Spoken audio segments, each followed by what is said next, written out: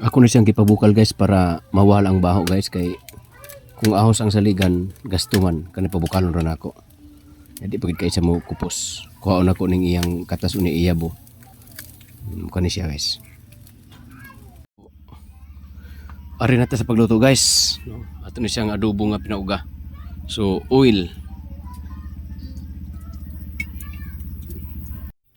Butang na to karon ahos. Takluban sa nato og dahon sa kaldero guys para ang init magbalik-balik dapat dali sa maluto. Okay guys, medyo mostly nag-brown na. O dirin ta sa timplada guys. Tungaran ni sa magic sarap. Ya tuyo.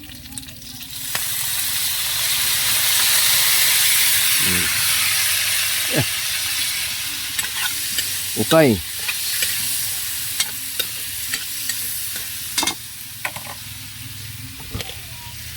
Taklob.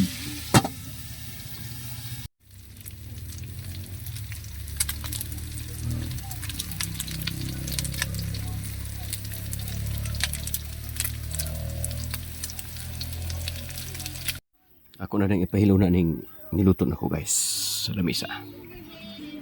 Para so. Okay. Salamat sa Ginoo guys sa bagong pagkaon nga gihatag sa namo guys ning kagabion. Libre ra ni sa amo guys. Gihatag ni sa akong bayaw, sa akong mga magulang.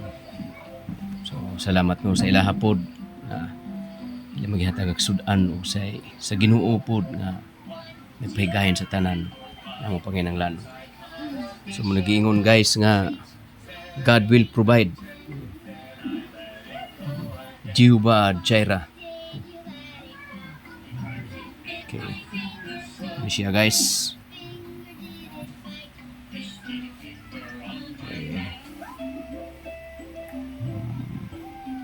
Ang title ani guys, kuan Bisayang adobong pinauga nga manok.